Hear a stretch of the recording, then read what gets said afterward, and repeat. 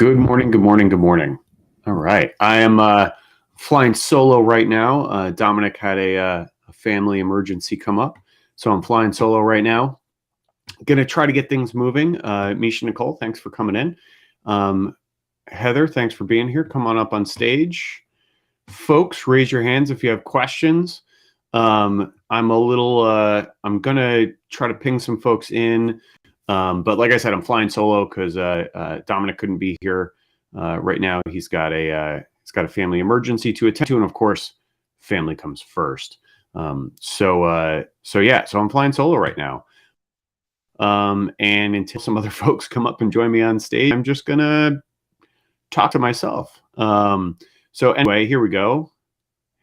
Pinging some folks in. I hope everybody is having a great Wednesday morning. This is not the smartest guys in the room. We talk all things podcasting, publishing, social media, content creation, AI, you name it. We talk about all kinds of stuff in here. And it's a little bit different every week. The conversation goes where it goes. We don't like to overly structure things. So yeah, that's kind of what we got going on right now. And Heather, up on stage. Welcome. Good morning. How are you doing this fine Wednesday morning? Are you guys getting smoke from the wildfires up in Canada down there? Yeah. I'm in Delaware, and so there's smoke from the fires in Canada, but then there's also, I guess, now a New Jersey wildfire too. So we're getting it from both ends. I am dying. My allergies and everything. I'm trying to stay indoors as much as possible. So yeah, it's very nice and hazy from my view right now. So Gotcha. Yeah, there was a crazy like red sun happening yesterday morning. I haven't been outside yet today. I think it's a little bit clearer today than it was yesterday where I am in New York in the Hudson Valley. But yeah, it was wild. I got out yesterday morning early before things got rough, before the particulates got too bad. Got out for a little bit of a run, and then had to basically spend the rest of the day indoors. And this morning I did my ride inside. Ladies and gentlemen, the other not so smart guy in the room, Dominick Domasky, is here this morning. Dom, how's everything going, buddy? Doing all right.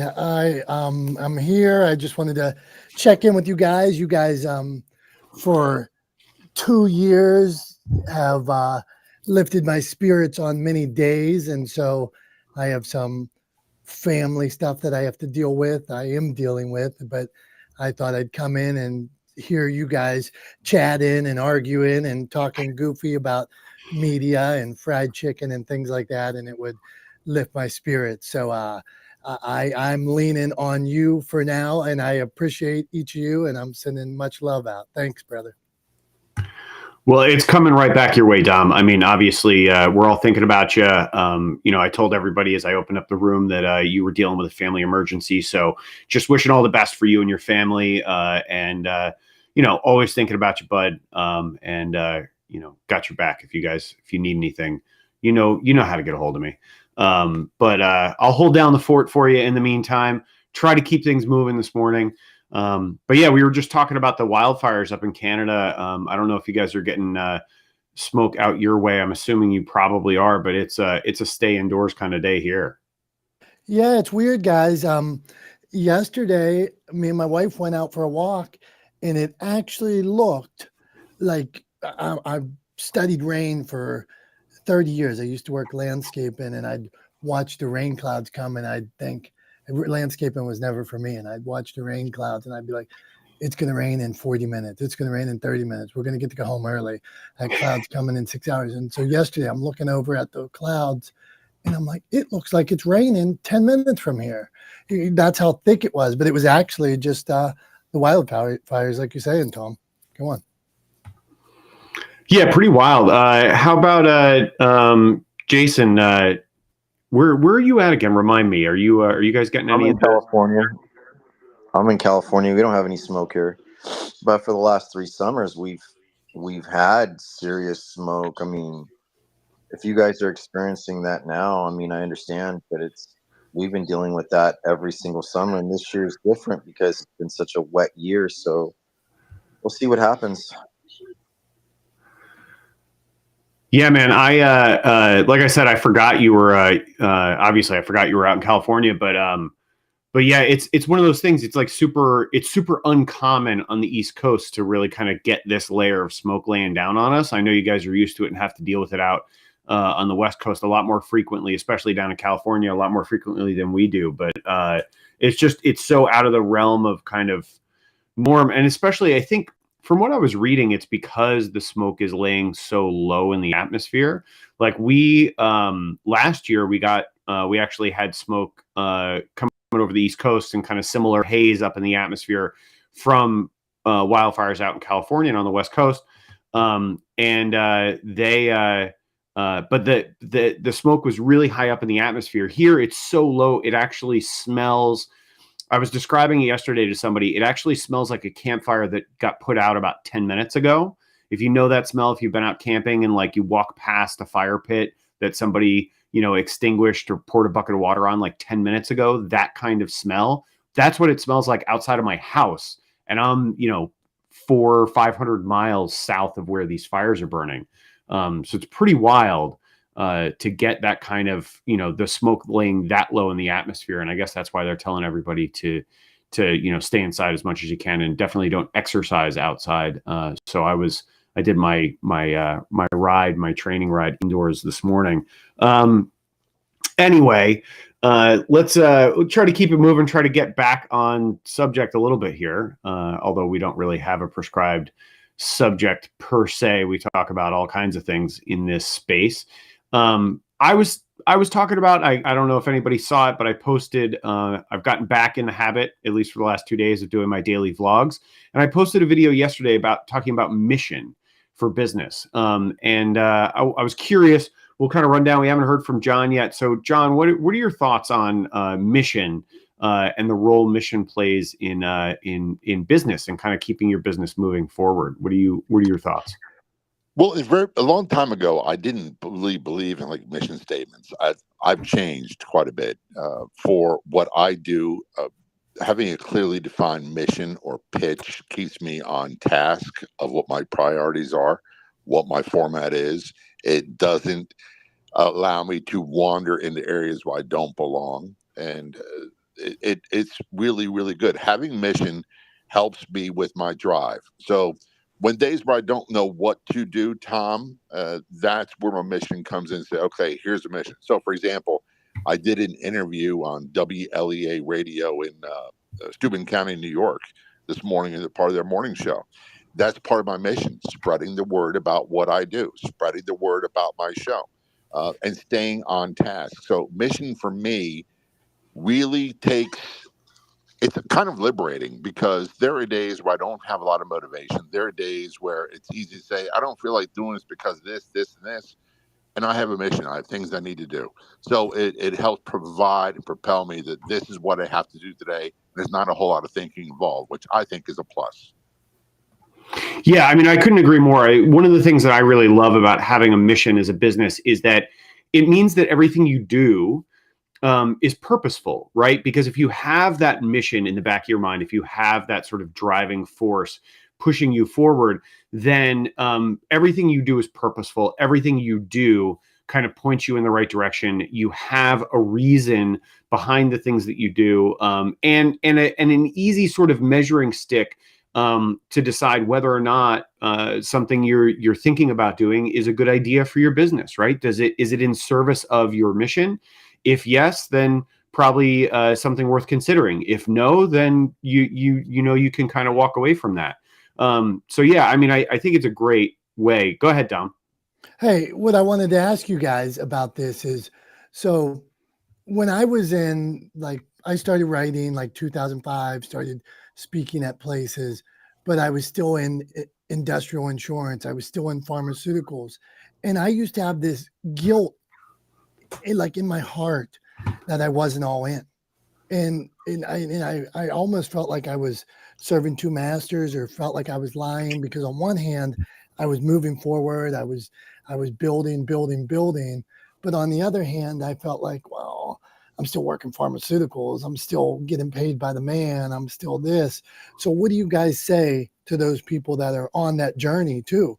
Like, well, yeah, I think I'm moving the mission forward, but am I really just taking a paycheck or something like that? So would you guys have an answer or thoughts on that?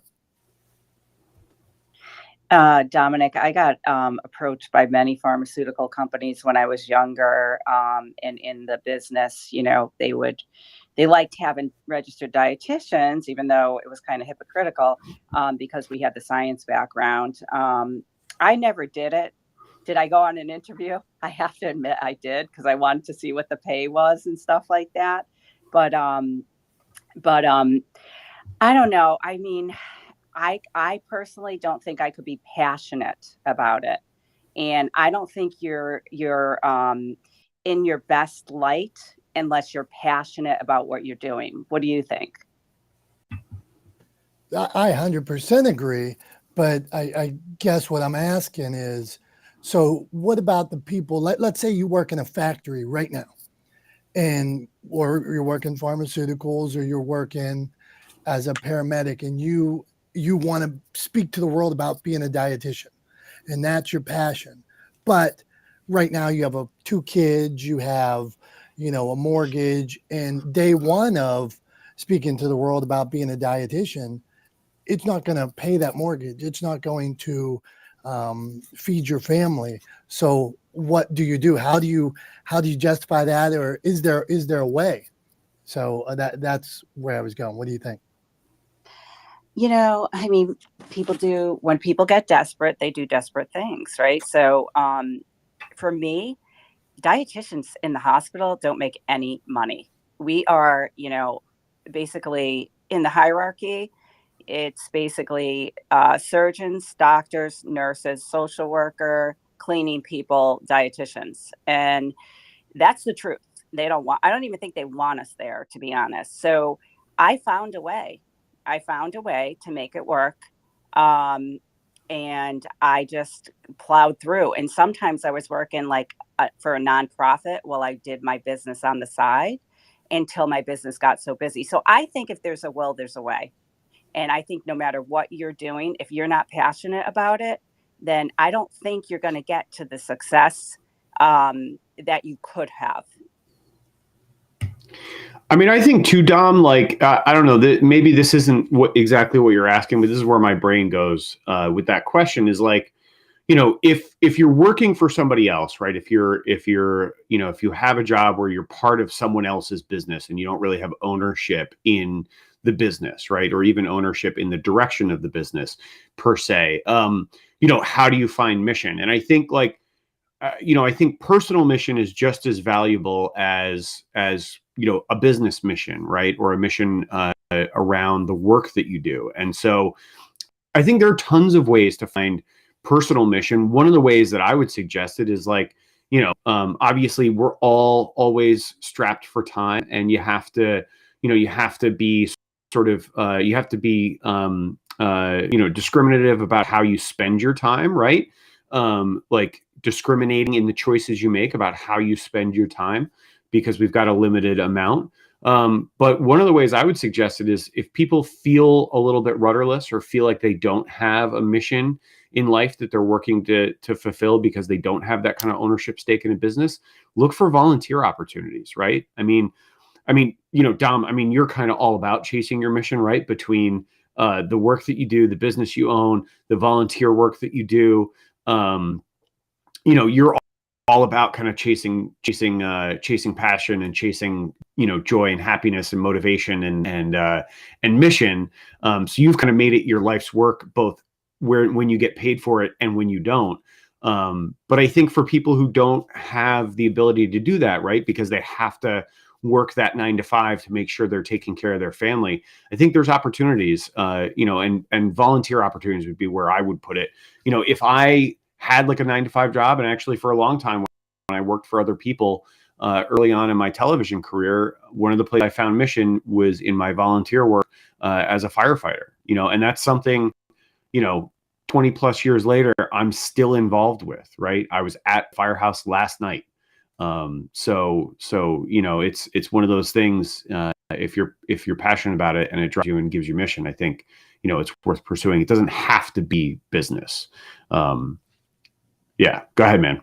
Yeah, I love this. And a friend of mine, Rashid the Motivator, says he used to say that even Superman had to have a day job. That he was Clark Kent by day, and this was what my friend Rashid. He's a motivator in the inner cities of Chicago, and by day he works at a youth boys and girls club, and so that was always his thought. But one thing that, and I'm going to jump on this real quick because I so believe that, and this might be different than anybody out there. I so believe that if you're happy, that's the game. That's the win.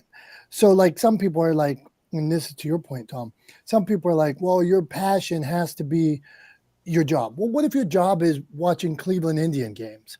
I got friends that they work hard so they can have season tickets or go to as many Cleveland Gladiators or whatever their name is, Guardians. I have friends that work a job so that are in a band that travels to little islands on the weekends, and they have a job in pharmaceuticals so they can travel with their band of buddies and play on these little islands 3 times a year. Well, didn't they win?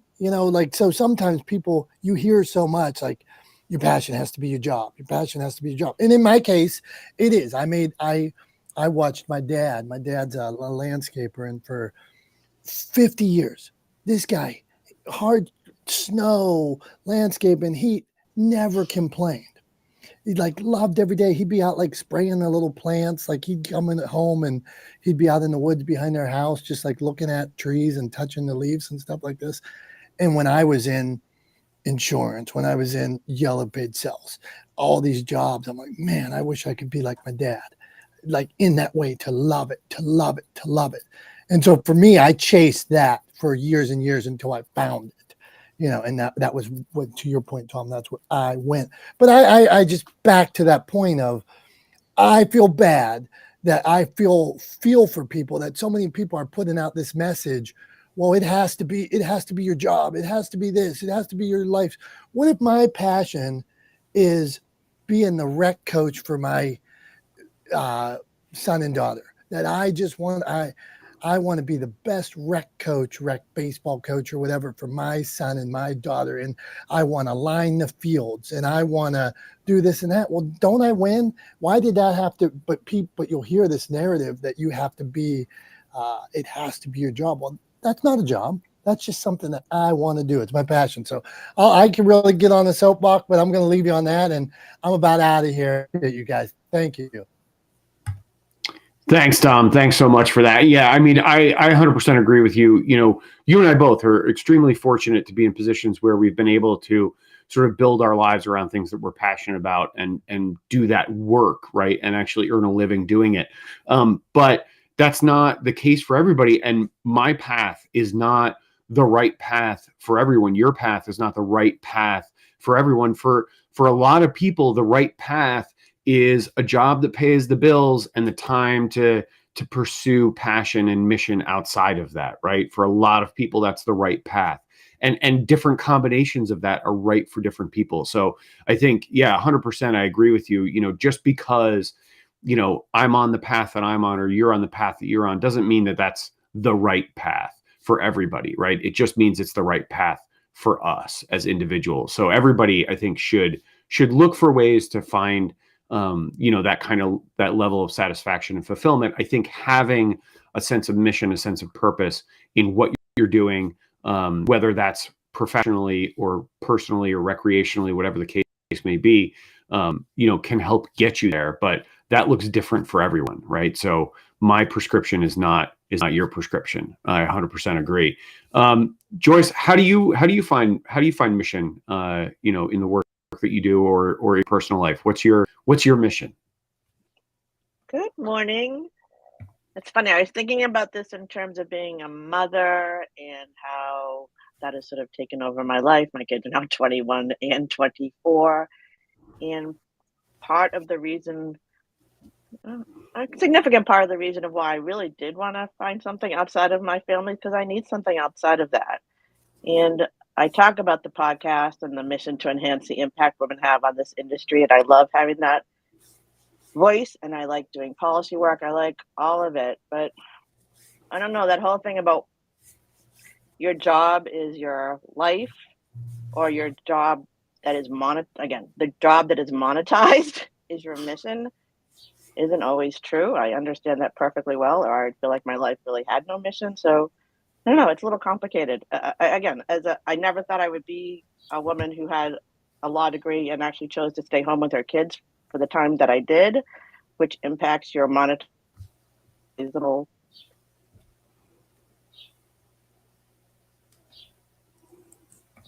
Oh, we lost you there, Joyce. You cut out on us. I think we'll give you a second if you can come back. If we hear you again. Oh, there you are. Are you there, Joyce? Am I back? Yeah, you're back. There you go. We lost you in the void. Sorry, my internet. Anyways, it's just the mission of being a woman who's educated and thought that she would do more than her mother and found myself at home is sort of universal. And my mission is just to be who I am right now and to use my voice to, elevate other women who can follow me, and I can help, my wisdom as an older woman, and whatever happens to the next generation, that's where I am now. And it doesn't always have to be monetizable. I guess that's the point. All right, I'm done. I'm complete. Thanks, Joyce. Yeah, absolutely. Like I just said, it definitely doesn't have to be your business, right? It can be something you're involved in outside of work 100%, or it could be something that is work that you don't get paid for, right? Like you're talking about, Joyce. I mean, obviously raising a family, raising kids, staying home with kids is 100% work. And yeah, you don't, people don't get paid for it, but it's work, it's a job. It's hard work. And so, yeah, I really appreciate that. And it's awesome that you're paying it forward, and looking to support other women, with your experience. That's amazing.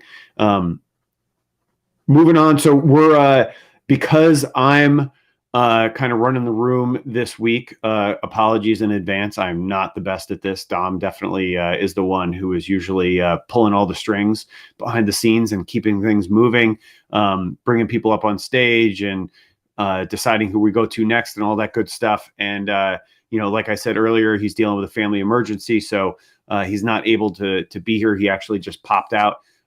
So I'm going to try to keep things moving as best as I can.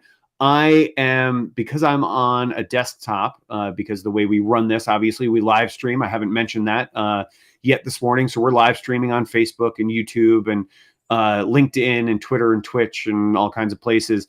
And because we do that, I'm actually on a desktop and I'm using Club Deck, right, which is the sort of desktop client version of Clubhouse. And so for me, instead of going left to right, like Dom always likes to say, I'm going top down. So next up is Amanda. Amanda, I know you threw in the comment in the room chat there that you're in NYC and definitely getting the smoke from the fires. Are you on a mission to stay indoors today, or how do you find mission, or how do you find purpose in the work that you do, or in your life? Yeah, Tom, thank you for that. So starting out, yes, I'm on a mission to stay indoors. So first and foremost, and yes, part of that is the fires, but the second part leads to my mission, both personally and professionally, right? And so I love the fact that we're on this topic because I'm facing this right now. I'm someone who, I've been in these rooms a few times, but for those who haven't come across my path yet, I have my day job, so I lead data science and analytics teams. But then at night, I go to school. So I'm trying to knock out a PhD and a master's at the same time. So I'm pretty busy. And so, of course, with that, the PhD, the master's, all this stuff, I'm not getting paid for. I'm paying them, right? And then at the same time, my passion at this point in time is really trying to give back to others. And so that's something I'm passionate about. That's something I love. And what I mean by that is I'm someone who was an adult learner. I didn't finish my bachelor's till I was almost 30. So all that fun stuff, right? And so I had to work for quite a few years, and I had to figure out how to take the working experience I had in stores and try to morph it some way to sell myself, that when I got out of school with my bachelor's at almost 30, how I could get into the corporate world with kind of like no real corporate experience, but I have this degree. So it's almost like, I was doing things backwards. So what I do for mentorship, excuse me, is try to help others with a similar situation, right? Or somebody who, we've spoken about mothers and different things like that, who might have been home with their kids. They want to get back in the workforce, how they can kind of try to morph skills they have to get them back out there. And I try to help people get into tech and analytics, because as most of us know, whether we like it or not, we're turning into this digital era, right? So, and not everyone has those technical skills, or at least they think they don't have them, but I help them figure out what those skills are. But anyway, to kind of round up here, before I kind of land with this, is that, doing all this stuff on the back end and helping others, unfortunately, it's not, paid. It could be, but I choose not to be paid because I do it because I want to help others. And so there becomes that fine line of, okay, I love doing this. This is my passion. And to add on to that, I just got onto one nonprofit board, and hopefully I'm going to get on a second nonprofit board. And again, I say nonprofit, so again, not paid, but these are things I'm passionate about. So how can I figure out a way to make money, because I have to pay the bills, but to Tom's point, do what I'm passionate about. And right now, those things aren't paid. And so my goal is to kind of try to turn some of these board, things I'm doing with boards and so forth, is to turn that eventually into corporate boards that could be paid, that maybe aren't going to be a strict 9 to 5, so that I can make money without the 9 to 5 and do what I'm more passionate about that doesn't necessarily pay the bills. So with that being said, I hope I kind of, got out there what my mission is. And I'm, again, one of those. And I think we'll find many of us probably are. Our passion might not necessarily be our day to day, but I do love puzzles and numbers. So I can't say I hate my day to day, because I actually am a dork that likes coding. But anyway, just putting that out there. If you can find something you actually enjoy while you're doing your 9 to 5, great. But it doesn't happen for all of us, right? And with that, I will yield the mic. Thanks, Amanda. Yeah, it's 100% agree. Obviously, as we've been saying, everybody's path is a little bit different, right? Everybody gets a little different prescription, needs something a little bit different in their lives. And I don't know, from what you're talking about, it sounds to me like the way to turn some of that work into some income is, on the consulting side. That's the first thing that popped into my head as you were talking about it. For what it's worth, that there may be some opportunity for you to consult with for-profit organizations to provide them some of the services that you're providing to nonprofits that you're passionate about. So just a thought there that popped into my head as you were talking. Hopefully, I don't know if that's helpful or not. But anyway, it just popped into my head. Thought I'd share it. So I'm just going to reset real quick because we're coming up on 10 o'clock. So this is not the smartest guys in the room. Today, it's not the smartest guy in the room because unfortunately, my co-host extraordinaire and actually the guy who started this whole thing, Dominick Domasky, is dealing with a family emergency. He was here for a little bit, popped in and had to pop back out. So you're stuck with me today. Sorry in advance. But yeah, not the smartest guys in the room. We're talking about all kinds of things today, but started talking about wildfires, got on to mission. We were talking about mission. So we'll keep going on that, but feel free, obviously, if you guys have questions, if you want to drop a tip, by all means, that's always fair game here. So don't be hesitant if you want to ask somebody in the room for advice. Somebody up on stage, raise your hand or we'll get to you, flash your mic and I'll try to get to you. I'm trying to watch the mic flashing a little bit more closely than I normally do. Normally Dom is all over it. And I'm free to kind of just be here, and listen, but I'm trying to watch the mic flashing a little bit more closely. So, talking mission, Prof T in Philly, up on stage with us as always. Prof T, how do you pursue mission either in your work or in your personal life? Good morning. Thank you so much. Hey, everybody. Great to see you. Yeah, Teresa Augustinelli here, otherwise known as Prof T from Philly, where It's not chilly, but it's messy here. Breathing is difficult. Yeah, we're feeling the same effects. So praying for everyone and keeping you all in my thoughts and prayers across the country and abroad. I love the topic because it took me a really long time to download, so to speak, my mission. And like some of the ladies here, when I was 26 years old, I found myself a widow, and I had a 6-year-old little boy. I had no job and few skills, and I was struggling. So, did I just wake up one day and feel great about life? No, I actually got to a point in my life where I looked in the mirror and I said, Teresa, this just isn't working. There's got to be more to life than this. So, I made it my mission to get myself out of where I was, to be intentional about pursuing really just my own personal development and mental health and wellness programs, really. So I was my own first client. And with that said, so, I found my mission was helping others become their best self. And we're looking at almost 20 years later, still doing that. And I'm going to land with this. Somebody's got a hot mic. I don't think it's me because I'm not driving.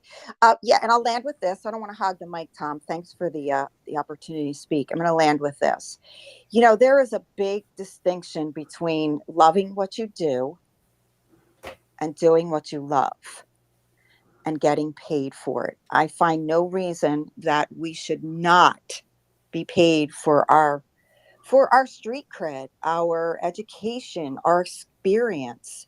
So what I have found is that a lot of people just expect that, hey, because you know what you're doing, you should just help me for free. Because you're successful, you should help me for free. Now, don't all jump up and down and yell and scream at me.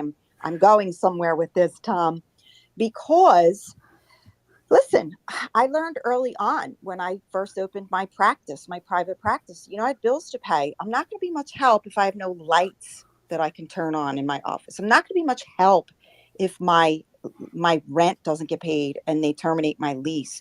I'm not going to be much help if my own emotional health, my financial health, my own business health. I'm not going to be helpful if those are not in place. So I also do things on the side. I am very involved in first responders, law enforcement. That is my passion. That is something that I do to help without charge, without judgment. Anybody is welcome on my phone, in my office, on my computer. So with that said, there is a difference between doing what you love, loving what you do, getting paid for it, and being passionate about something where that is your passion. And the name of my company is Profit with Purpose, because when you find your purpose, you profit, not only monetarily, you profit mentally, physically, spiritually, emotionally, relationally. So find your purpose. Thank you. I love the topic. I could talk all day. I'm happy to talk to anyone outside of this. Have a blessed day. Stay safe, everyone. Thank you. Thanks, Prof T. Yeah, I love that. I love that message. Here's what popped into my head. So years ago, I produced a show with the Coast Guard called Coast Guard Alaska, obviously, as the name gives away, up in Alaska. And there was a pilot up there that I became friends with, George.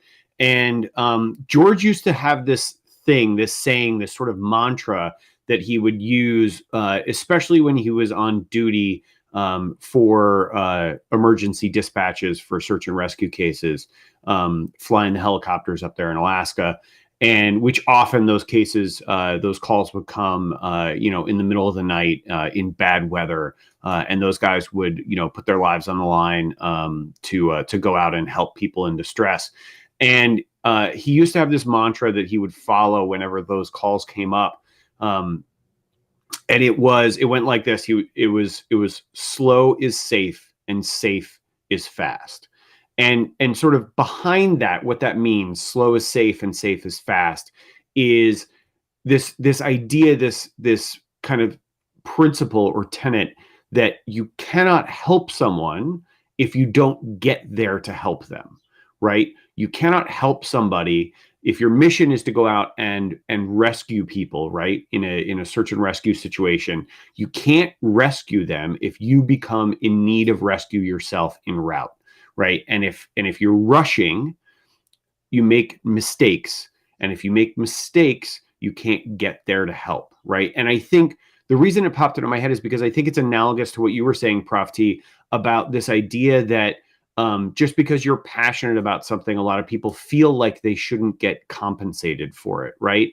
And the truth is that if you can't pay your bills because you're spending too much time volunteering your time for free to people, then you have to cut back on the amount of time you volunteer in order to spend more time making money to pay your bills. Well, then you're not helping people the way you want to, right?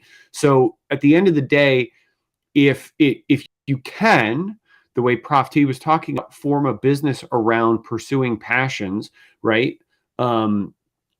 Then you should get paid for it, right? So that you can do more of that work, right? It's that kind of idea, and it's analogous to that slow is safe and safe is fast. If you get paid for the work that you do and can sustain yourself and sustain your family off of that pay, then you get to do more of that work, right? And that's sort of the end goal, I think, with the kind of work that Prof T is talking about doing, is, and it's my end goal for my business, right? The more I get, the more work that I do that I get paid for, means that I can do more of the work that I'm passionate about doing to help businesses communicate more effectively with the communities that they seek to serve. It means that I can move the needle further towards humanizing the world of business through better communication. And so, yeah, I have no qualms about charging for the work that I do, even though it's something I'm incredibly passionate about, and even though it's designed to help people, because I know that if I can't sustain myself doing the work, well, then I don't get to do the work. And if I don't get to do the work, then I can't move the needle, and I can't have the impact that I want to have. I can't make the world a better place in the way that I can with my skill set. So yeah, I 100% agree. Prof T, I think, yeah, it's, and I love that saying from George, from my friend George. I love that saying, slow is safe and safe is fast. It's a little bit of a tongue tie to get out, but it makes a ton of sense, and I think he's 100% right. Jackie, welcome to the stage. I don't know, Jackie, if we've met before, but happy to have you here. Welcome to Not the Smartest Guys in the Room. We're talking about a whole bunch of stuff, but why don't you tell us a little bit about yourself, and tell us about how you find mission in life, in work, or in your personal life. Hi, Tom. Hi, everybody. So I'm actually Amanda's little sister. She brought me in here. I am a stay-at-home mom. My husband, I'm very fortunate in that, because I get to pursue what my passion is in life. And just a little background on that. I went through really bad postpartum depression, a lot of mental health stuff. And I ended up, long story short, I ended up going on a retreat. We did a circle thing. The activity was your two qualities that you don't like about yourself. How can you flip them? And I had been on an app called Peanut. It's for moms. And I used to run pods in there, which are basically like clubhouse rooms. And everybody used to say, you should start a podcast. Like the way you talk, you should start a podcast. Well, after my mental breakdown, which is part of the reason I was on this retreat, I couldn't see the light in my anxiety and depression. And, it was a little bit of a spirituality thing. So there were oracle cards, and the girl's like, why don't you pick an oracle card? And I did. And it said, share your life with other people to help them. And that was like, boom, my podcast. So I started a podcast called The Mama Jack, and I share my postpartum journey. I interview other parents, what's going on in their life. I've done everything from NICU journeys to my daughter has a genetic condition to, just everyday moms and their lives. I interviewed my husband. He is the provider in my family. And Tom, I think you said you were in the entertainment business, and you were in Alaska 2 years ago, which is really interesting because my husband was offered a job in Alaska 2 years ago. He's a first AC. And I'm wondering if it wasn't the same one that you were on. I mean, I'm sure there's tons of stuff that shoots in Alaska, but he's, yeah, a first AC. But my mission right now is to raise my babies. I feel very fortunate that I can do that and I can be there with them and have such a great impact, because coming from being, you know, a latchkey kid with my sister, and our parents did the best they could, but they had to work all the time. It's very important to me to be there as much as I can for my children. And yeah, my mission in life is just to make other parents feel like they're heard, and not hear everybody saying, yeah, but it'll be okay, but it'll be okay. Because sometimes it doesn't feel like it's going to be okay. And that is okay. And we've all been there and we've all been through it. And, you know, my purpose in this whole podcast is to just share my story, have other people share their stories, to make people be like, okay, yeah, like somebody else can feel what I'm feeling, you know, and not feel so alone. Because my first year or so of being a mother, I felt very alone in my journey. And so my whole purpose is to help people with that.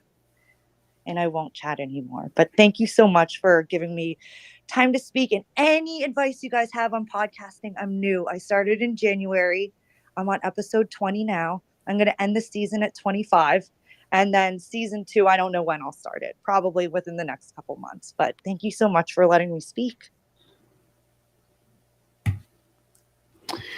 Absolutely. Thanks for being here, Jackie. And actually, yeah, funny enough, I didn't realize, obviously, that you were Amanda's sister. But Amanda actually introduced me on LinkedIn to your husband. So yeah, so we've met. We've exchanged messages on there. I wasn't in Alaska 2 years ago. I was in Alaska quite a while ago. I was there for 2 years. I kind of lived and worked up there for 2 years. So it was not, we weren't bringing a case up to work on a project with me 2 years ago. But there are the production community in Alaska is very small, and I pretty much know everybody up there. So from my time up there, so there's a good chance that I know at least some of the people that he was going to be working with, because it is a pretty small community, as you can imagine. There's not all that many people in Alaska to begin with, and there are definitely not that many people in the entertainment industry up there. So there's a good chance that I knew some of those folks. But yeah, it's been 10 years, over 10 years. Since about 10 years since I came back from Alaska, I should say. So it was 2013 when Becky and I, it was the fall of 2013 when Becky and I came back, moved back to New York from Alaska. So it was, it's been a minute. And actually I just got invited, to go back up to Kodiak. Unfortunately, I'm not going to be able to go, but one of the officers, an engineering officer that I worked with in my capacity on that television show, Coast Guard Alaska, I was the series producer, so I oversaw the field production for that show. And one of the engineering officers I worked with up there is actually becoming the head of the air station, the commanding officer of the air station. And he invited me up to the change of command ceremony where he takes over command of the air station up there. And unfortunately, I'm not going to be able to go, but it's crazy, 10 years later that I'm getting invited to things by some of these folks that I worked with up there. It just shows you how amazing and good those people are, that are still inviting people, 10 years on, and how strong ties can be when you're doing kind of intense work together. So it was a pretty cool experience. I have a podcast. Eventually one of these days I'm going to turn this into a podcast. I've promised that over and over again. I swear I'm going to do it. I just don't know when. But we're going to turn this show into a podcast.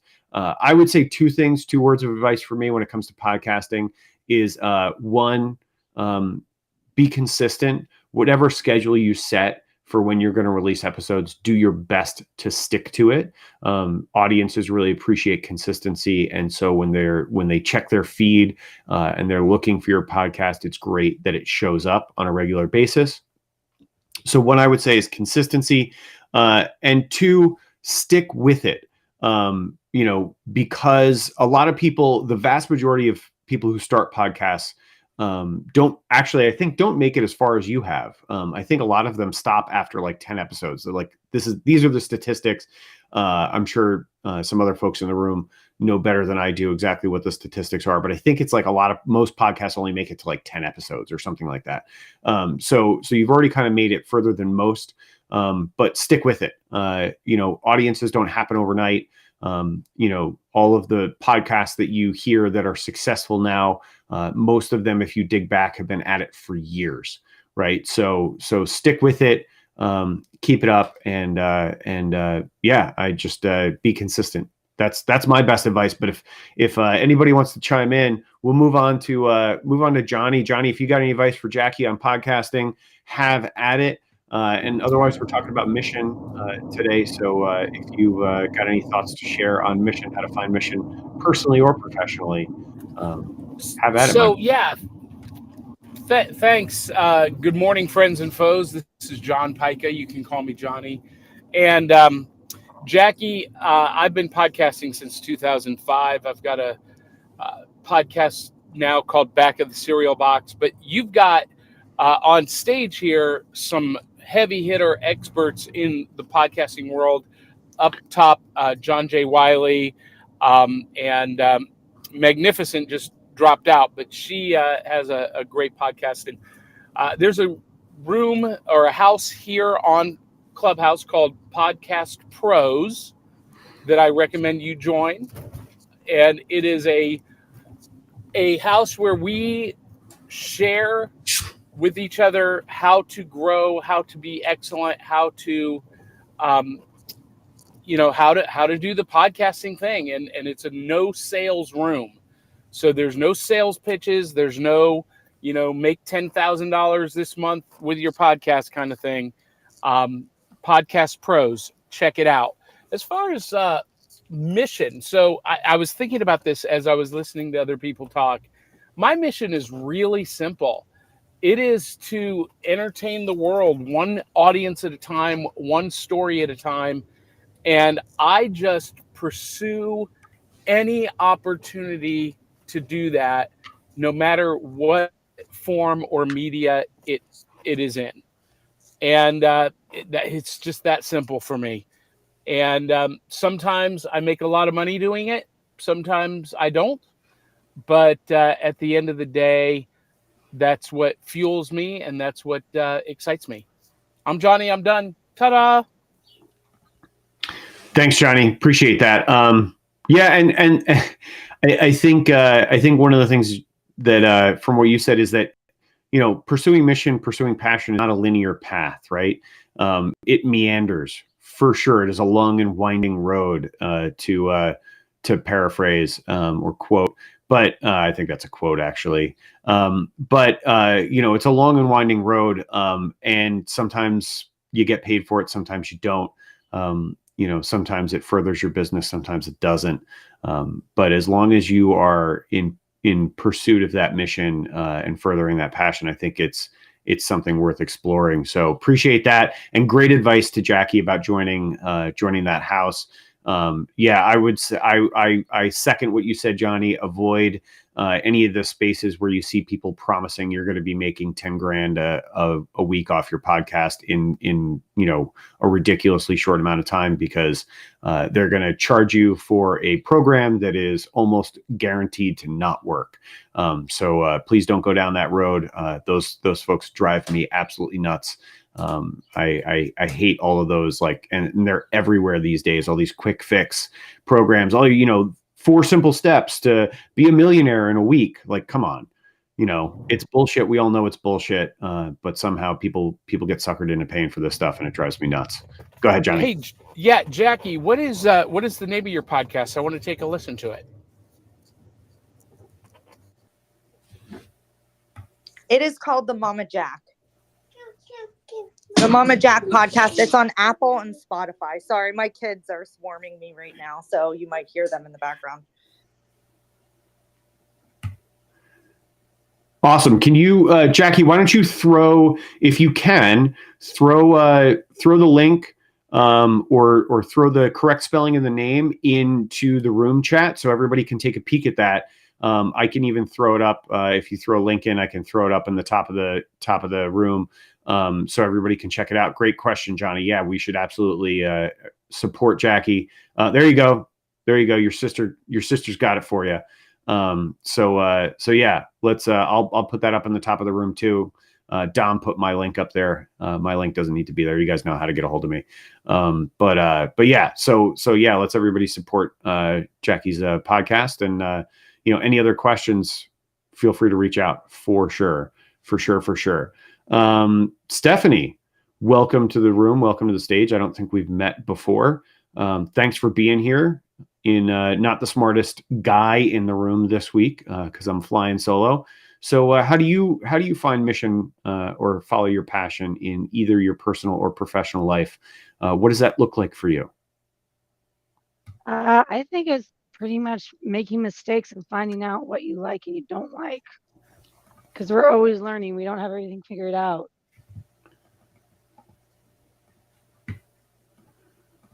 100%. I definitely agree. So what is that for you? Like what have you found that you like? How do you pursue mission? Do you have a mission? What is your mission? I don't really have a mission per se though, but what I like to do is learn from people and then connect people from what I've learned, and you never know where it takes you. Very cool. All right. And I threw that link up there. So the Mama Jack podcast link is up at the top of the room, guys. Check it out. Give it a listen, and yeah, support our friends. That's that's what we're all about in here. I'm going to I don't know what I'm going to do. My mind's all over the place. I'm trying to hold this down solo, which I'm not doing the best at. But and I should stop doing that. I don't know why I'm knocking myself down. I tell people not to do that kind of thing all the time. I think you're doing great, Tom. Yes, you're doing great. We're very supportive. Good job. You're great. Thanks, everybody. You guys are the best. This is a great topic, Tom. I think you're doing great. I'm loving the energy in the room today, and I love Dom and I miss him. But you're holding down the fort pretty okay, I would say. Thanks. That's what I aim for. That's how I would describe myself most of the time. I'm pretty okay. But yeah, no, I appreciate that, everybody. You guys are the best. 100%. I know I say it every week, but you guys are the reason why we do this room, why we keep showing up, week after week after week, literally year after year. I think we're on about 2 years of doing this, and close to a year since we rebranded to Not the Smartest Guys in the Room. So really appreciate you guys showing up, being a part of this space, and hey, look at that! Some respite. Just as I'm feel like I'm faltering, and you guys are lifting me back up. Up comes our friends Charlie and Sattva. So Charlie, we're talking. I know you've been in the room for a little bit, but we're talking mission today. I know you've got a mission you're chasing, and right now you're on a mission to heal, and you're doing an incredible job in your recovery and really pushing and exceeding everybody's expectations. So always happy to have you here, Charlie. How do you find mission in your personal or professional life? Thank you, Tom. And you are doing a great job. Just think of Johnny Carson and Ed McMahon. You and Dom are really a great combination because the energy goes back and forth. But by yourself, you're doing a great job. I find, first I have to ask the group, I've been away because of my illness. What does the admit one ticket mean? That is a great question. I have no idea. I'm far from the clubhouse expert. Who knows? That means they're not a member of the house yet. They're in the they're in the hallway. So Stephanie, you can click on the top where it says Clubhouse Podcasting, Publishing, and Social, and become a member of the house. Perfect. Thank you, John. I'm inquisitive. So, Tom, group, what is my mission? Well, here's the thing. It evolved. One of the things I thought was that I was going to go out, and I did, create a business, employ a bunch of people, make money, and pursue the things I thought that would make me happy. And I saw there's not enough time on the earth to do that, because just as you get satisfied with one thing, you find you want something else. So luckily, I got away from that. And as we all know, I took interest in a homeless man's dog in 2012 that was shot in the head and was reported to have died and came back to life. And I found a lot of passion in service work and helping unhoused dogs that were in a shelter. And through that, I started to realize that I always feel best when I'm pouring into others, pouring in to help the community. So from that, I wrote a book in 2018 that finally got published in 2022. Talk about edits. Oof, it's a long process, Tom. And from all of this, I've been a work in progress. I mean, I am not the guy today that I was last year. Time takes time, and time takes patience. Finally, at this point now, I'm not looking to create a new mission. It's coming to me. So in 2022 in November, I go to bed having had a great evening. And Tom, like you and others, I take care of myself. I eat right. But I had a rogue blood clot hit my brain and give me paralysis. And it looked like, for a little while there, that this was going to be my new normal, not being able to walk, not being able to even cut my food and need people to help me. Well, when I was in the hospital and they put me at ICU and I got into the ward, the recovery ward, I found myself motivating other patients rather than even focusing on myself. I would see people that couldn't take one step and I'd encourage them. And it helped my own healing. So the hospital got behind me and they did some research. They found out about STAR, that I wrote a book, that I had worked in the prison industry, that I'm sober for decades. And they have been involved with me now. So my new mission right now is to help people to have awareness. And I can't state this enough. People say, yeah, I know, Charlie, I know. If your health is good today, you really, really have to realize you're wealthy. And wealth, unfortunately, for so many years, we're taught that it has a monetary paper currency or gold or silver. Wealth comes in so many bigger options: health, friendship, relationships, ties to communities. Wealth is beyond your wildest dreams and it's attainable. And what I found, it takes forever to save a lot of money to buy the things in your Instagram world that some people want to pursue: a yacht, a big compound of a home, or other things like that. When you manifest the things you want, I find that I don't have to own a sailboat. I'll have a friend that owns a sailboat, and he enjoys coming out to my property to take a break.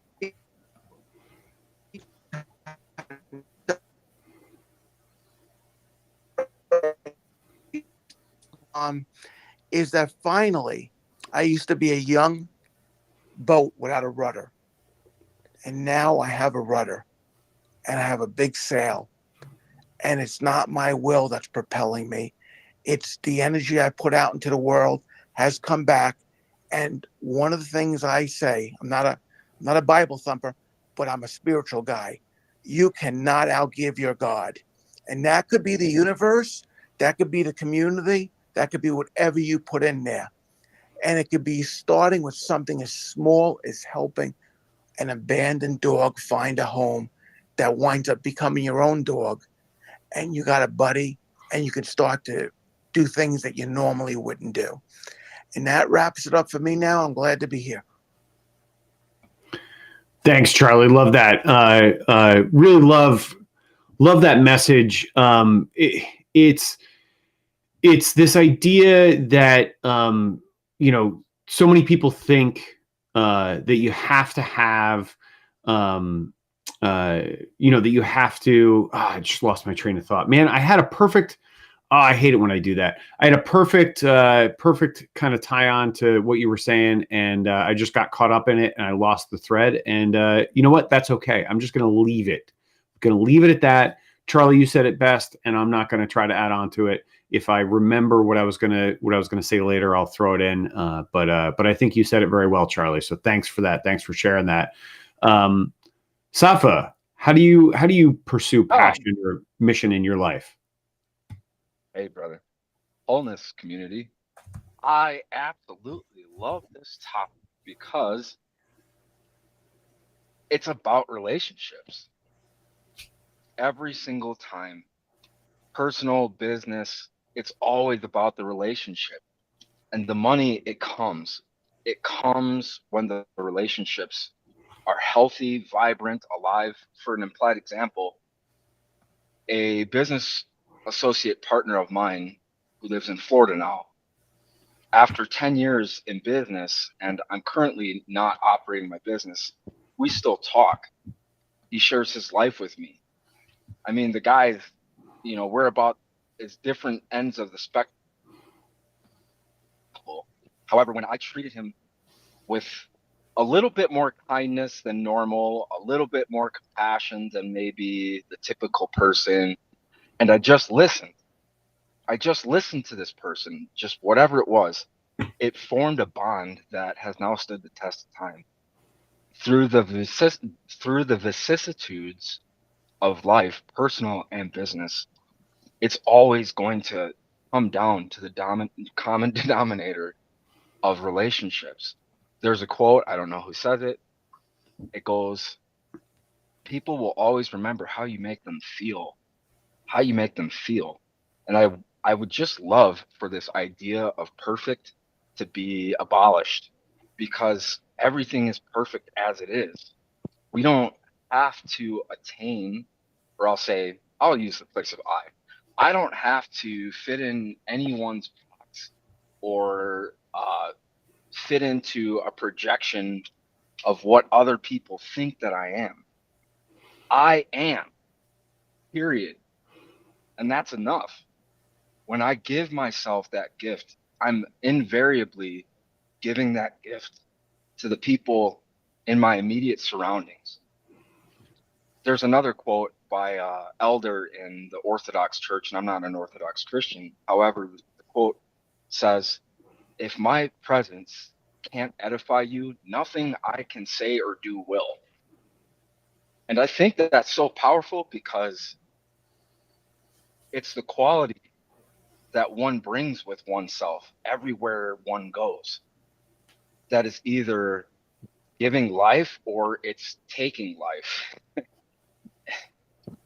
And when it's hard to breathe around somebody, it's really evident in that person that there's something going on, that they just need, truly, honestly, more love, more inner standing, perhaps someone to help understand with that person what's going on by listening, not by doing, not by saying, oh, here's 10 steps to do this, that, and the other, but no, by truly utilizing that empathetic muscle that says, hey, we wear the same skin suits essentially. What's up, man? What's going on in your life? Like, tell me a little bit about how you came to this spot or this position, because I actually give a damn. And if I help make you better, I not only get the reward by osmosis, just a natural elation of emotions and dopamine and serotonin and oxytocin, I'm also edifying the society in which you have to exist within. Me too.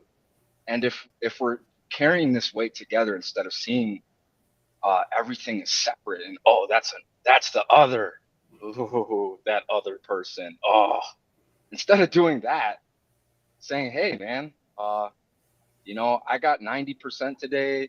I really only need 50. So here's 40 for an implied example, hyperbolically speaking.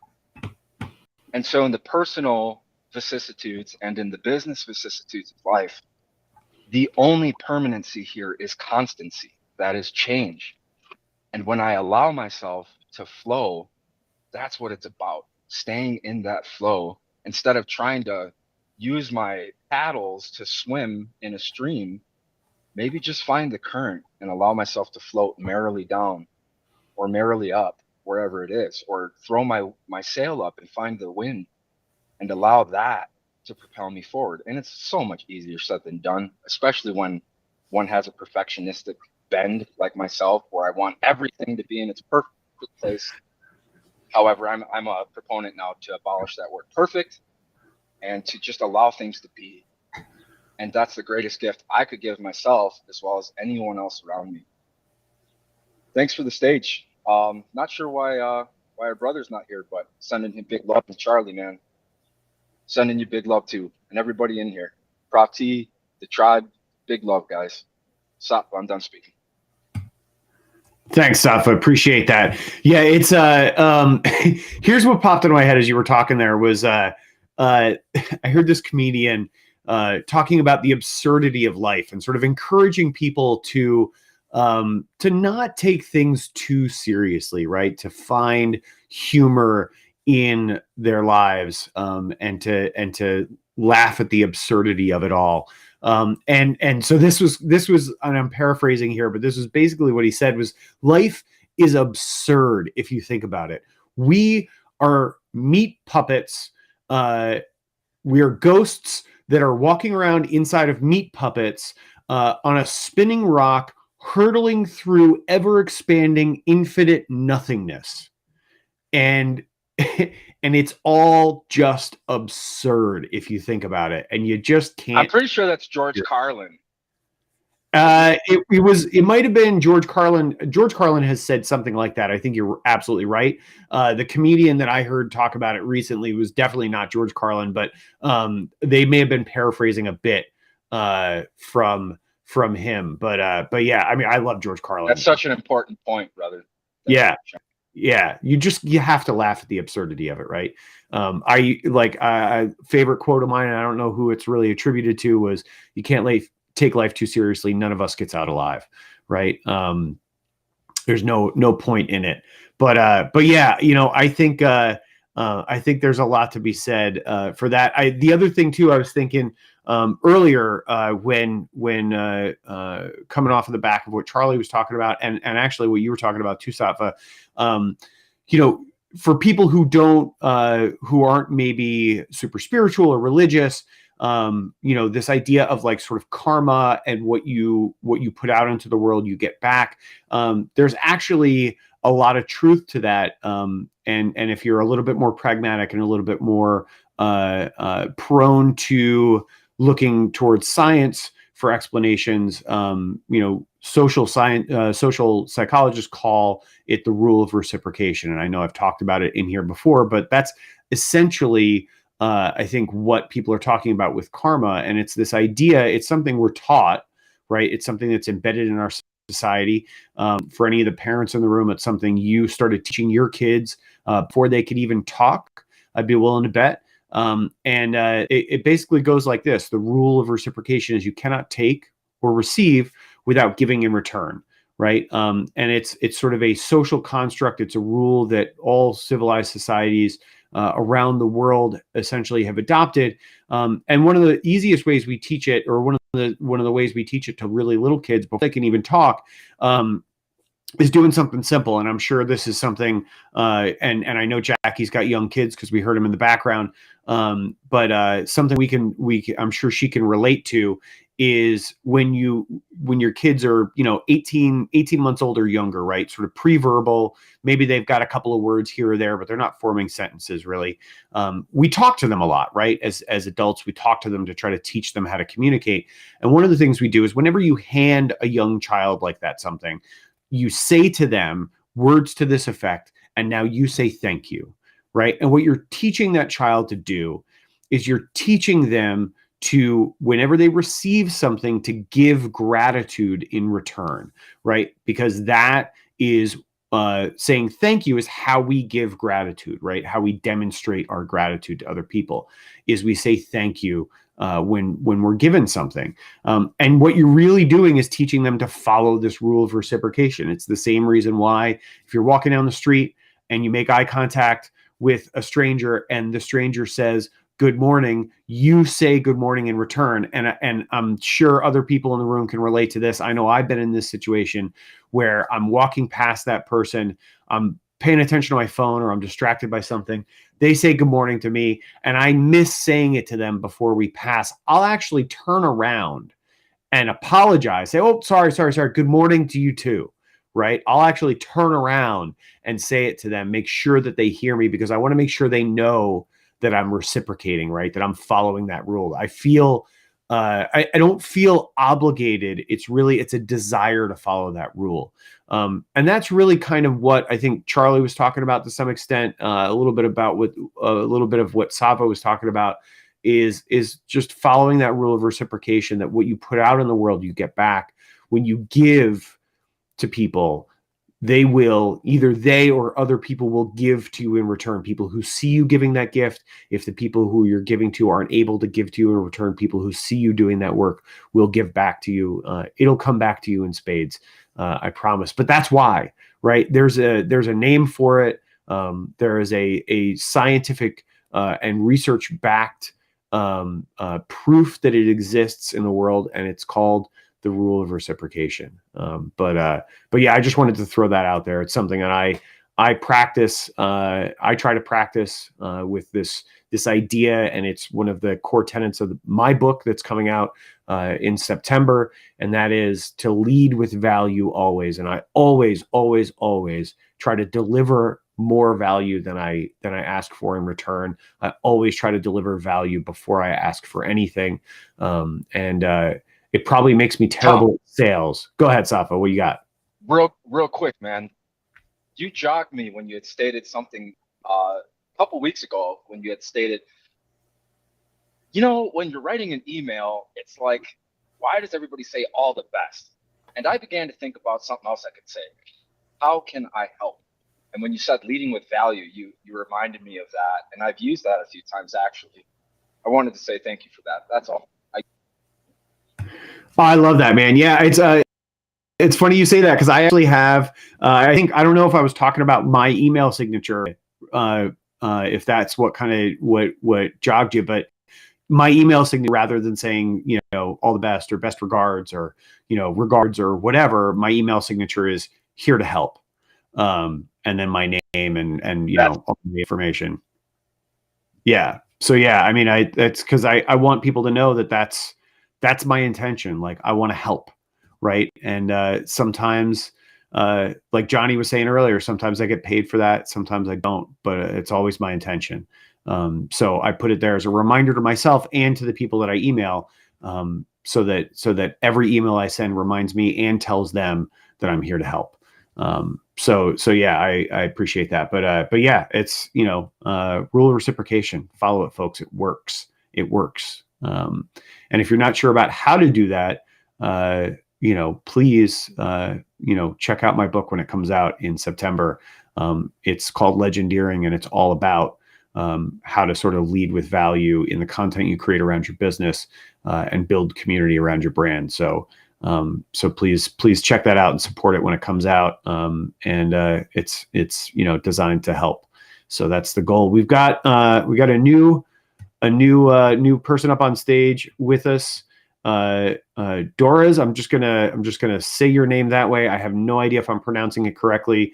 If not, then I'm probably just channeling Dom, who is notorious for making up ways to pronounce people's names.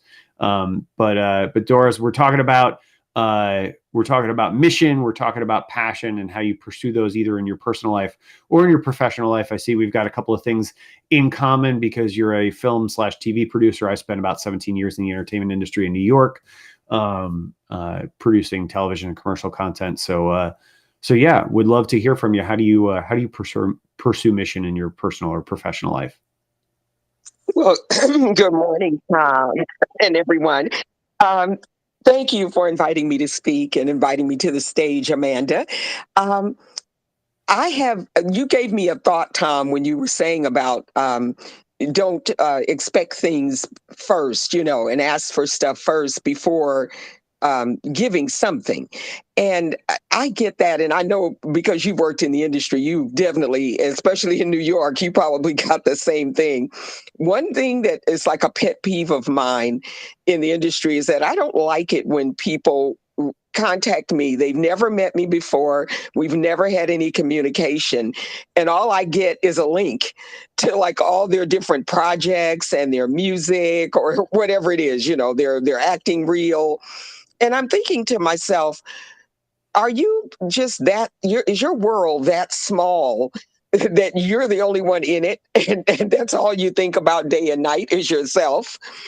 Because if you really think about it, somebody who's working in the industry or almost in any industry, if you're really working, you're really doing your job and everything, you're very busy. And so you reserve your time, especially your free time, for things that are very, very important to you. And especially if you are developing projects or you're in production or pre-production or whatever it is, you don't have time to just throw away, 20 minutes, 15 minutes, even 5 minutes on somebody that doesn't even have the consideration, to say, I'm writing to introduce myself. I see that we have some things in common, whatever it is. But what I wanted to share briefly, and then I'll address your question about the topic.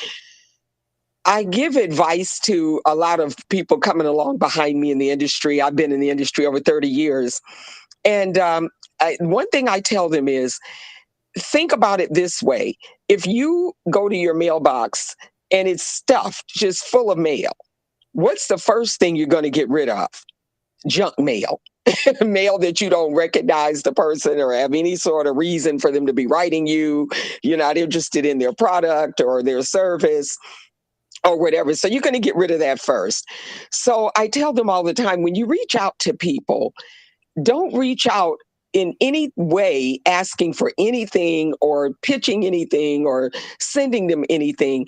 Try to find a way to connect with them that's totally unrelated to what you do. And you will be surprised at how much quicker you'll get a response. For example, if they post something and it resonates with you, why not talk about that? Why not contact them to say how much you love that post and what it meant to you and why it touched you or whatever, why it made you laugh or, whatever.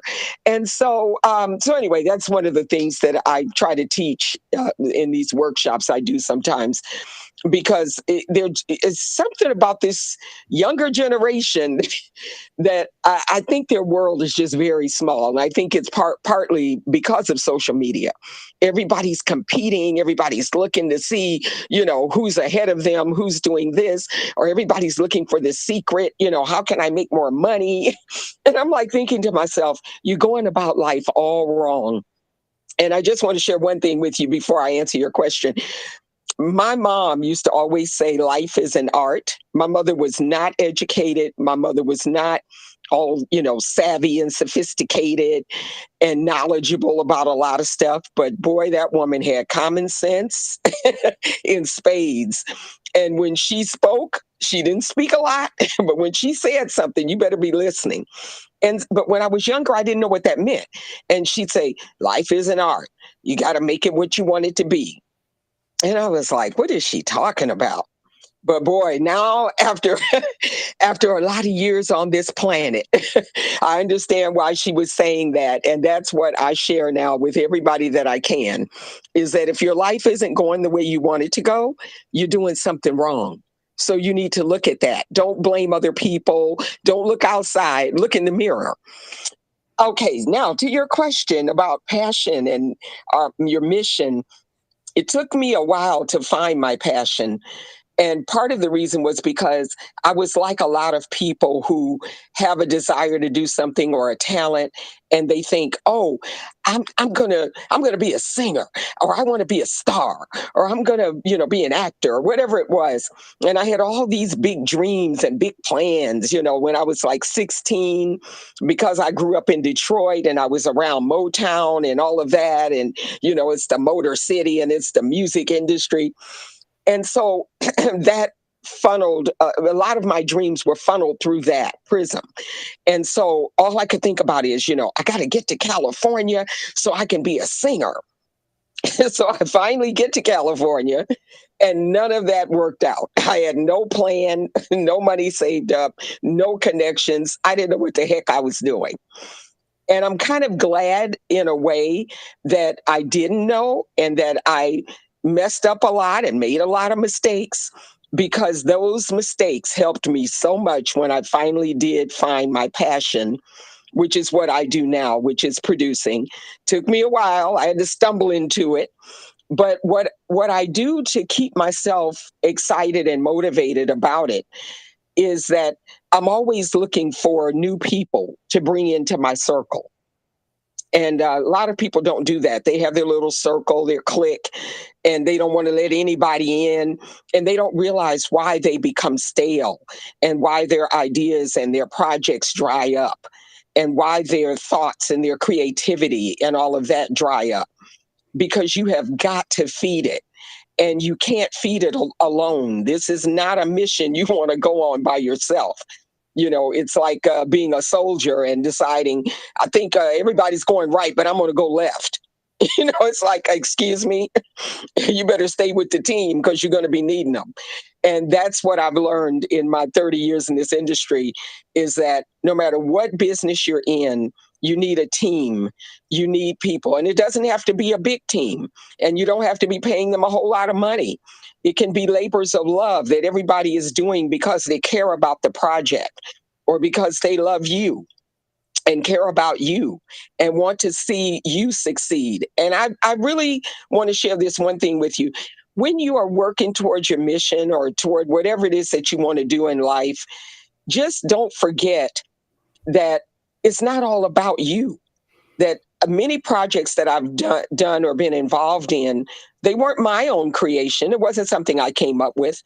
But what I learned is that sometimes an opportunity presents itself and you miss out on it because you're too busy looking at what's in it for me. And that's never been my philosophy about life. What's in it for me? What's in it for me is that I am a part of something greater than myself. And so that makes me feel excited and motivated. I wake up every day excited to, see what's going to come my way today that I can help somebody do, or that, what kind of project is going to happen that I would just love to have been a part of it. Just be able to say I had a tiny role or a tiny part that I played in helping somebody's dream happen. And that's why what keeps me motivated and keeps me focused and determined to make my mission happen. And the mission changes from time to time. I do other things. I work with kids, used to anyway. I haven't been able to do it lately, but I had an after-school program for a while teaching kids about film production. Those were some wonderful experiences, and a lot of those kids ended up going into the industry. And I'm excited that I had a part that I played in that. I was able to go to DreamWorks and Sony and get some money to buy some equipment so they could really get hands-on experience. And I just love doing that.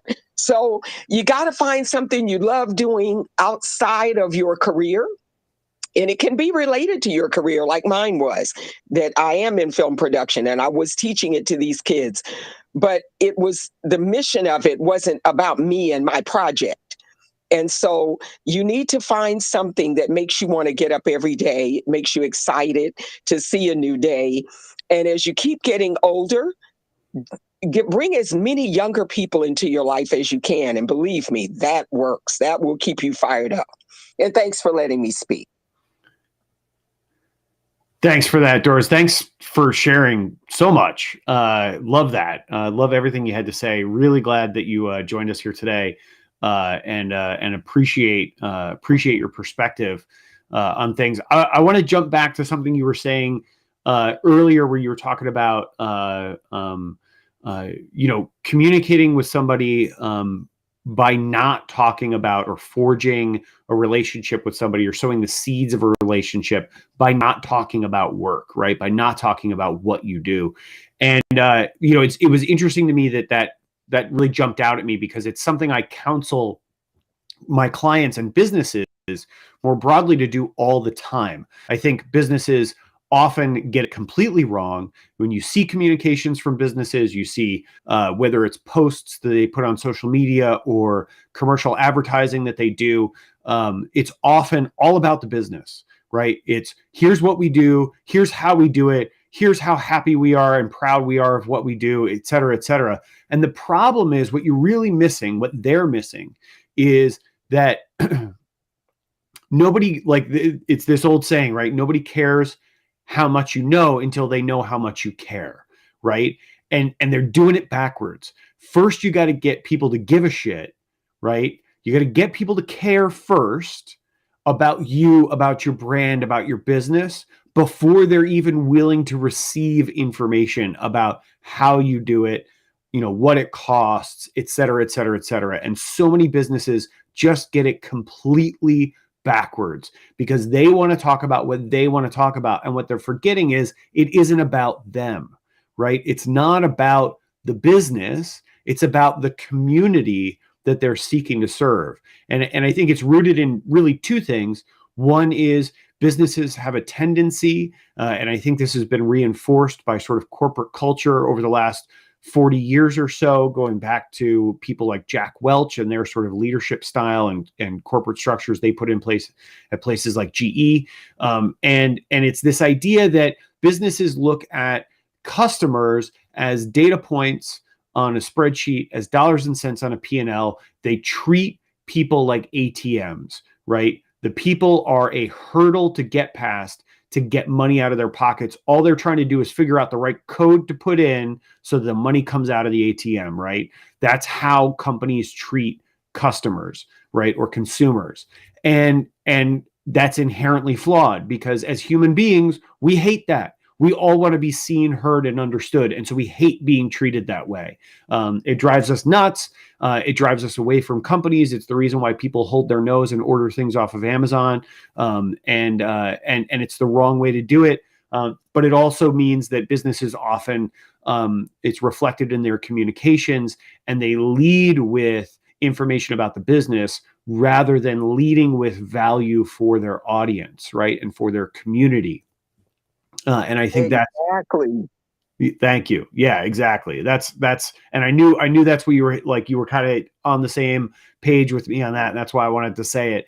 The other reason I think it happens is because of a disservice that communications professionals perpetrate on their clients. And that is that they, in an effort to get the business, to get the work, to get the contract signed as an agency or as a production company, they often just deliver whatever their client asks for, right? And I think that's doing them a disservice because at the end of the day, your job as a communications professional is to help them reach their goals through communications, not to just do whatever they tell you to do, right? And I push back on clients all the time. And I think more people should. At the end of the day, if you're hiring me and my company to work with you, then I believe you're doing it because of the expertise that we bring to the table. And I'm going to be happy to flex that expertise and put it to work for your business. So I'm going to push back if I think the messaging is wrong. If I think the communications are skewed, I'm going to push back. And I think more companies should do that. So that's the other reason I think that happens. Doris, did you want to add something? Yeah, you really, oh gosh, I'm so glad that you went back to that, to what I said, because one of the things I left out, I forgot to mention it when you said about companies, is that I have a few friends who are business owners, and they come to me for advice, and some of them I consult with. And one of the things I had a hard time getting them to do is what you said, is to stop just pushing their product, their service, and, over and over and over in their newsletters that they send out. It's all about, here's our latest product, and this is the thing that we're doing. And so I told one of them, because I asked her, I said, what do you do in terms of like charity work or volunteer work or, something outside of your business? And she started telling me about this organization that she's a part of and all the work they do and what what her company does, gives them money and, and participates and volunteers at their live events. And I said, why isn't that in your newsletter? Why aren't you leading with that? Why isn't that the first thing that I see when I come to your website? And she said, well, I don't want to throw people off, and they and not tell them about what I do and blah, blah, blah. And I go, believe me, if you hook them with what this work is that you're doing, this other missions that you have, and all of that, they'll look around the website. They're going to look to see whatever else you're doing, what else is going on, or even if you want to put it on your About Me page or wherever you're going to put it. But you need to really bring that to the forefront. I said, because basically what you're saying to people is that I'm more than just my products or my services. There's more to me than that, and that I am a human being. I care about the earth. I care about the people on the earth. I care about animals, whatever it is that you do outside of just selling these products or services. You should be leading with that. And I said, and when you do other things, or you're going to be involved in something, an event is coming up or whatever it is, you should be promoting that. Put that on your social media. Don't post, every post shouldn't be just, here's my new t-shirt that I just came out with, or here's my new this or that.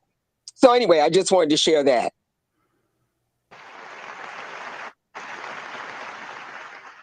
Thanks, Doris. Yeah, I do the same thing. It's part of my legendeering strategy is kind of built all around this, right? And the idea is that organizations should be leading with value for their community, right? In order to build community around their brand, and one of the great ways to do that is to find common ground with your audience, to find common ground with your community, and to attract people that have shared interests, and sharing the things that you do outside of the products and services that you sell is a great way to do that. One of the things that is sort of a linchpin to how legendaring works is when you're thinking about creating content for this audience, it's integral to the strategy that it cannot be about your products and services, right? Because if it's about your products and services, then you're attaching strings to this content, and if you're attaching strings to it, then it doesn't follow the rule of reciprocation, and you don't get that reciprocal give relationship. And the thing is that you don't get that exchange of value, really, is what I'm trying to say. And at the end of the day, what I'm really trying to help companies and organizations do, like I say, my mission is to humanize the world of business through better communication. What I'm really trying to get them to do is to forge real relationships with their community. And the way to forge real relationships is to treat your relationships with the community that supports your organization like you treat all of your relationships, right? All the most important relationships in our lives. And all of the most important relationships in our lives revolve around an exchange of value, right? My relationship with my wife revolves around an exchange of value. We both bring value to each other on a daily basis, and that's what sustains and supports our relationship. And that's true of friendships, that's true of romantic relationships, that's true of business relationships, that's true of customer business relationships. It's true across the board, because at the end of the day, behind all of those names are human beings, right? And it's integral to the way human beings form relationships. So yeah, I 100% agree. We're a couple of minutes after 11 here. I am, everybody up on stage here has had a chance to talk. I'm ready to tell you guys a little story and wrap things up, unless anybody has anything they want to add at this point before I head into that. Tom, I have to give you some dap. Man, legendeering. That is the most epic name. That's awesome, man. And congratulations on your book. I'll be looking for it. Thank you. Thanks a lot, man. I really appreciate that. Yeah, it's legendaring is a made up word, but it really comes from this idea of engineering story around brand, right? Legend for story, because it sounds better than story-nearing. It just doesn't roll off your tongue, right? But legend, I swapped out legend for story, But yeah, it all comes around this idea of engineering story around brand. And it's something I think that can really shift the way businesses communicate with and interact with the communities that they serve. That's the change I want to see in the world. We all interact with businesses on a daily basis as a part of our lives, and there is no escaping that. So I think that we should just demand better of it, demand better of those relationships. Thanks, man. And we've been sort of taught to believe that we're powerless in this way, that companies like Walmart and Amazon hold all the cards, but the truth is that they hold none of the cards, and that we, as the sort of public consumers, hold all of the cards. And if we demand better from the companies that we support, they will do better. So it's just incumbent on us to actually make those demands, make them heard. And, I think really the simplest way to do it is to demand that they put value into the relationships with us the same way we support their organizations with value, with our hard-earned dollars. So that's what I'm trying to do. If anybody else has anything to add, speak now, or I will dive into a wrap-up. What do you guys got? I just wanted to say that I appreciate you talking about your clients and how you're picky with them, because that's how I feel about my podcast. It's like, I'm not just going to interview anybody. They have to match what I'm going for.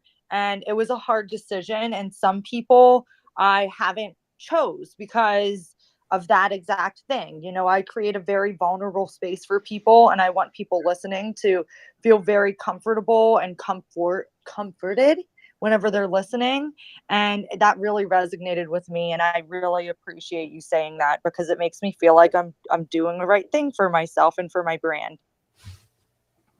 Awesome. I'm glad to hear that. I'm really glad to hear that. So here's what was, and this kind of comes off, I think to some extent, what Doris was talking about when she moved to LA, had this dream to become a singer, and things didn't exactly work out the way she expected them to. I remember, it got me thinking back when I was a kid. I knew a bunch of people, even going back to like elementary school and middle school. I knew a lot of people that had ideas about what they wanted to be when they grew up, and actually like had dreams that they started pursuing in middle school and high school, in particular. And I know a good number of people who followed through on that, who knew what they wanted to do, knew what they wanted to pursue, and chased that dream, and are now, doing those things personally or professionally. And I was always jealous of them, because I never knew what I wanted to do when I grew up. I never had a dream, like a singular dream to pursue, a singular passion to pursue as a kid growing up, as a high schooler, as a teenager. When I was in college, I had no idea what I wanted to do with my life. And then I spent 17 years in the entertainment industry trying to find my way.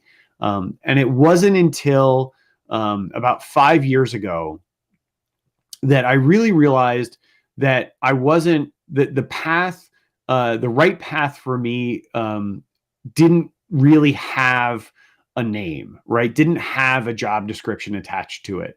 Wasn't doctor, wasn't lawyer, wasn't producer, wasn't director of photography. It was a path I was going to have to forge for myself, that whatever shape peg I am wasn't fitting in any of the slots provided in the business world, or in the entertainment world. And so I was going to have to forge my own path and find my own way.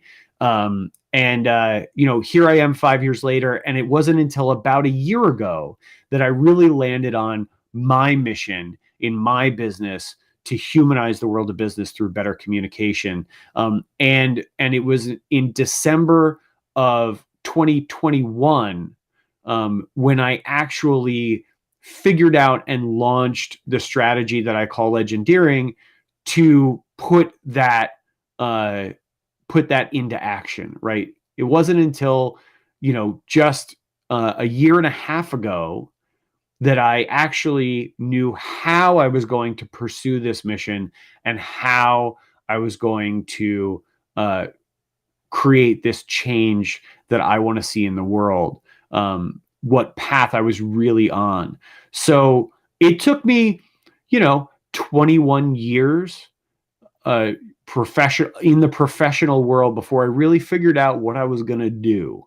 And I share that now. I tell that story because I want to remind all you folks that are still here with me in the room, and anybody that listens to this on Facebook or watches it on YouTube or LinkedIn or any of the other platforms where we're streaming, that it doesn't happen easily or overnight for everyone. It's okay if it takes you a little extra time to figure out what you're meant to do, where your passions lie, and what your mission is. It's okay if it takes a little while. It took me 20 plus years to figure it out. And I know that when you listen to me spout that mission really quickly, it sounds like I've had that in my back pocket for my whole adult life. And that couldn't be further from the truth. So just remember, there's, it makes me think that there's no such thing as an overnight success, right? What you don't see is the 20 plus years of work that goes into figuring out how to succeed at something. And what you hear, or what you don't hear, when you hear me say what my mission is now, is the 20 plus years it took me to just figure out what I should be doing with myself. So just bear that in mind. Take your time, stay the path, and be a little patient and a little forgiving with yourself. You'll get there eventually, trust me. So that's all I got for this week. Once again, this is not the smartest guys in the room, not the smartest guy in the room this week, because unfortunately, my friend Dom, my co-host, my partner in crime here on Wednesday mornings, is dealing with a family emergency. So please, for everybody that knows him, has a channel to him, whether that's through social media or here on Clubhouse, send him a note. Let him know you're thinking about him. Let him know you care, and I'm sure he will appreciate that and value it. And that's all I've got for you guys. Thank you all for being here. Thank you all for participating and sticking with us. Like I say every week, you guys are the reason why we do this. You guys are the reason why we hold this space every week and why we have this room. And we look forward to seeing you again next Wednesday morning at 9:30 a.m. Not the smartest guys in the room. Until then, have a great rest of your week. Have a great weekend, and keep looking for ways to pursue that mission and find your passion. Talk to you guys next Wednesday. Love you.